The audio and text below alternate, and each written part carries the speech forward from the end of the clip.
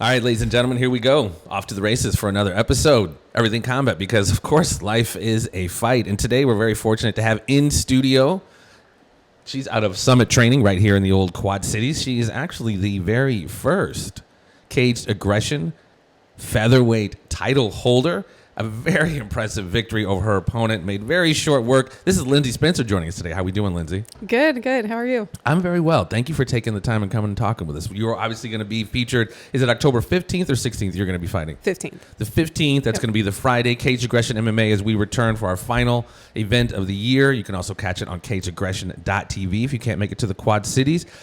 That last fight, wow, very impressive victory over your opponent. And again, picking up that first ever featherweight, Cage Aggression featherweight title. How'd that night go, and what was that feeling like to win that first strap?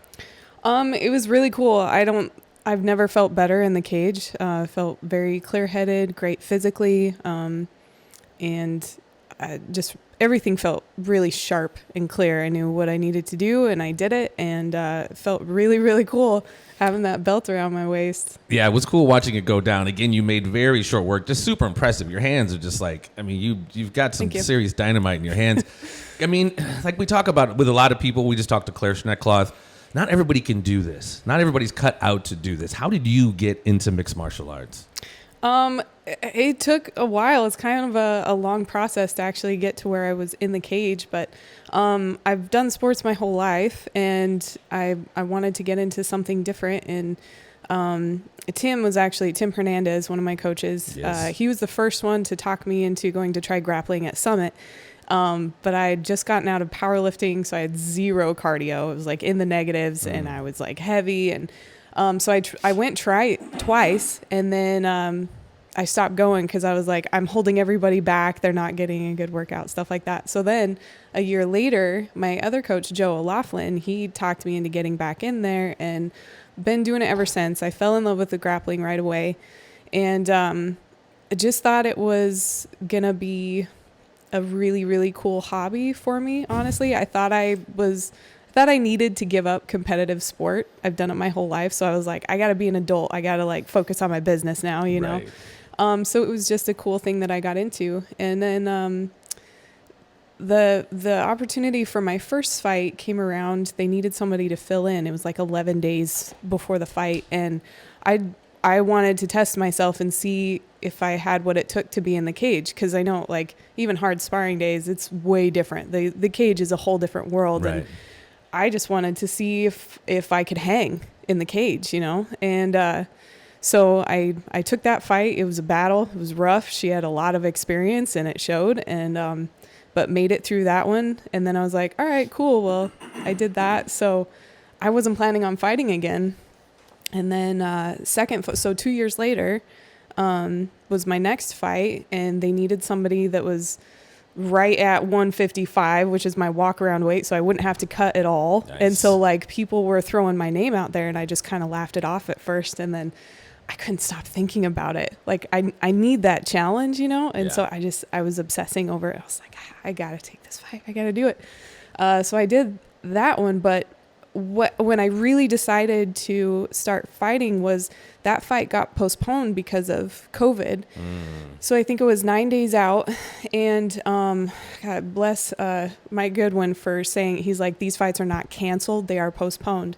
So I really was kind of lost. I couldn't work, couldn't train, but knowing that I had a fight was kind of what kept me on track mentally. Yeah. And so I used that it ended up being like an 8-month fight camp where I trained out of my garage and I went on runs. And it was during that time period that I was like, this lifestyle is turning me into the person that I want to be. Mentally, physically, it's building me up into this person that I really, really like. And I was like, this is what I need to be doing. Nice. So, yeah. How was that? I mean, excuse me, such an extended training camp. How taxing is that?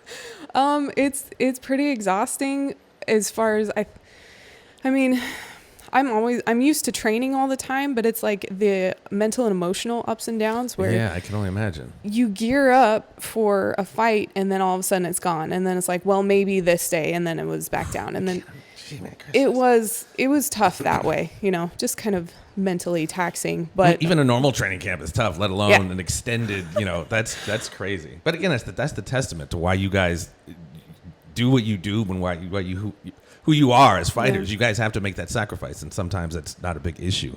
You got a fight coming up. Tell me about your opponent. So she has a grappling history. I guess she started as a grappler, but she's also done some Muay Thai and some kickboxing. So I'm pretty excited about it. It sounds like she's a pretty game opponent, and I'm looking forward to it.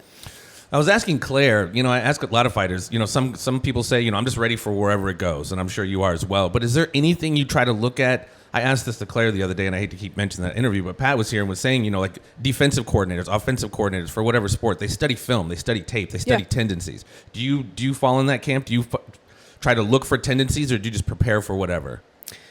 Some of both. Like we definitely break down film and look for certain things, and then we prepare for, okay, like if it goes here, we're gonna do this. If it goes here, we're gonna do this. But it's like we really focus on being well-rounded enough that we're good wherever. So we kind of have a loose game plan. Yeah. But if it goes outside of that, we're cool. Okay.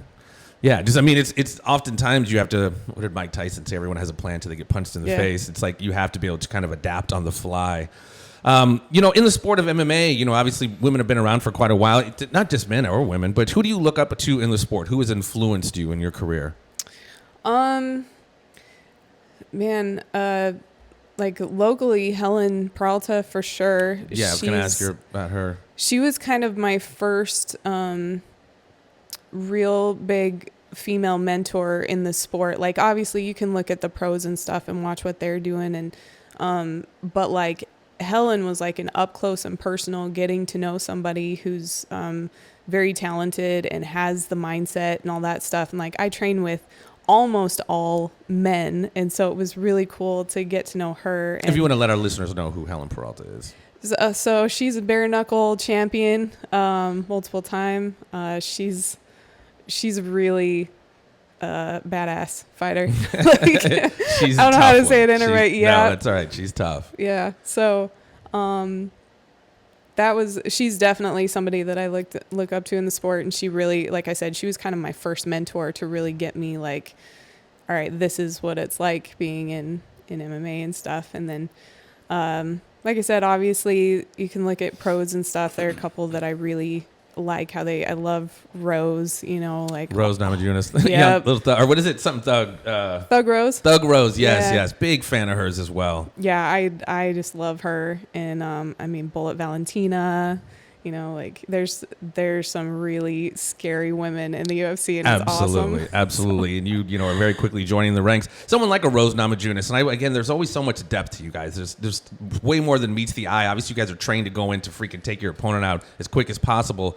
But it's oftentimes not just about the opponent. Oftentimes it's an internal struggle. A struggle or opponent is really yourself. Thug Rose, Rose Namajunas has that very zen, very spiritual aspect of how she approaches not even just the sport but life. Do you ascribe to any of that kind of spiritual aspect of the sport?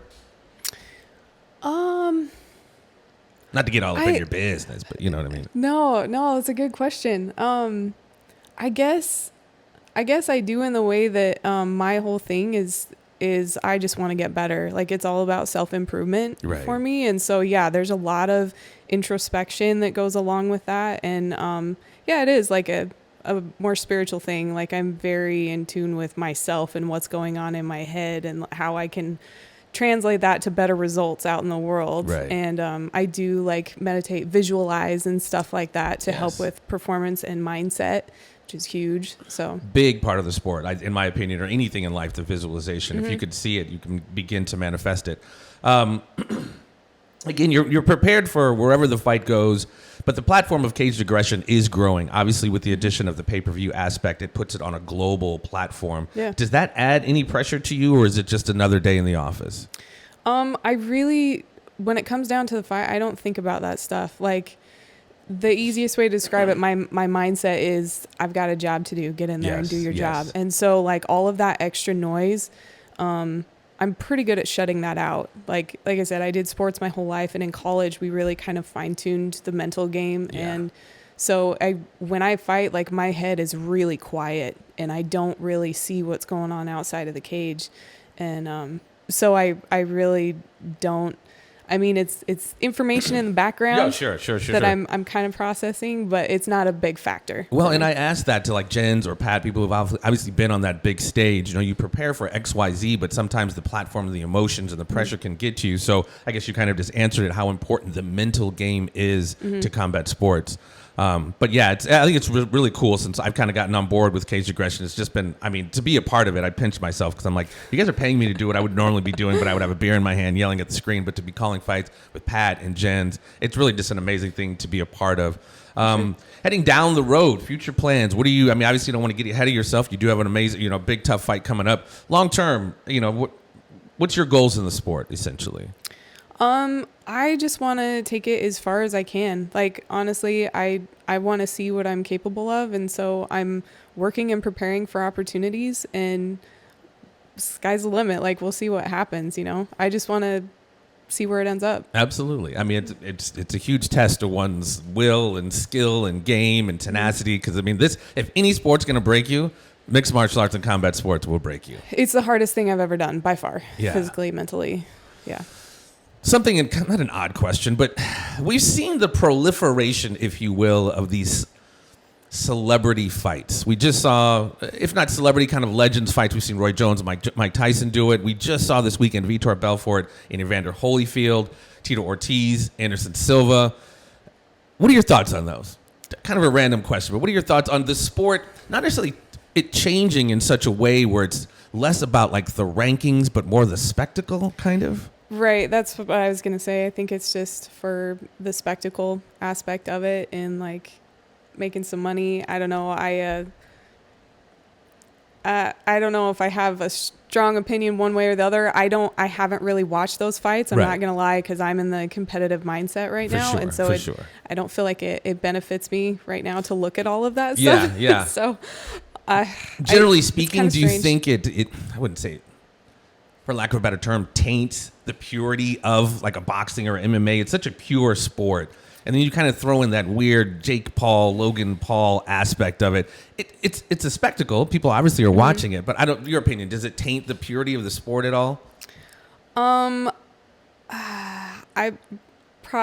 would say to a degree, yeah. If like somebody that's like a true martial artist would be, I think, upset by it. But again, like I'm not those people. I'm not in those situations. Right. I don't feel like, I mean, they're doing it for a reason, obviously. So, huge cash grabs. I think they say like, Tyron Woodley made more in that fight with Jake than he's made, in any fight in his career. They're making money, so good for them. Absolutely. I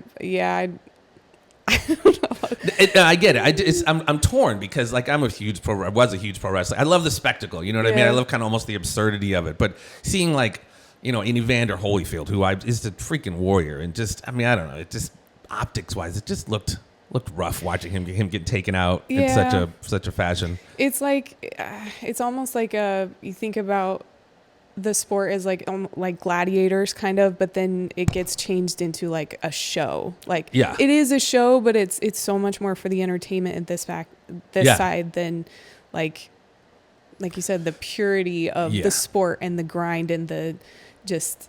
And some of them still have it. You know what I mean? Watching Anderson Silva, he looked amazing. Seeing some of these matchups, some of these guys still have it in the tank, and you just don't tell warriors when to quit. You know what I mean? There's a lot of them are going to go out on their shield regardless of what you say. That's the other part of it is like I can't imagine how hard it is to like hang it up. Like I've had to do it once, retire from a sport that I loved, and it just about killed me. So that's the other part of it is like they got to do what they got to do. Well, it's something, I've never been related or had any kind of frame of reference for it, and hopefully you will one day, asking my partner Pat Miletich, what is it like? You're the champion, your music's playing, there's 15, 20,000 people, like what is that, man? What does that feel like? And he's like, Jeff, no drink, no drugs, no anything will ever be able to match that feeling. So, and when you do that, once a month or however many times a year, I mean, it's definitely something you can get, for lack of a better term, hooked on. So being able to replace that when it's done is tough, and letting these guys know it's over. Like Chuck Liddell, I heard, is talking about maybe a bare knuckle fight. It's you just can't tell these warriors when to stop. But it's I'm on the fence about it too. But some of it makes it for some interesting viewing. Sure, in my opinion. Yeah. So October 15th, ladies and gentlemen, cageaggression.tv, or if you're in the Quad Cities, come check her out. Any predictions for the fight? My fight? Yes, I'm sorry. Yes. I'll go in there and defend my belt. Like, that's my job. So go and do my job. Well, she is, ladies and gentlemen, the first ever Cage Aggression featherweight champion. Lindsey, thank you for coming by, man. It's always cool to talk to you guys, get to know you guys. But good luck on October, and we will be talking to you soon. Sounds good. Thank you. All right, guys. Thanks for tuning in. Till next time.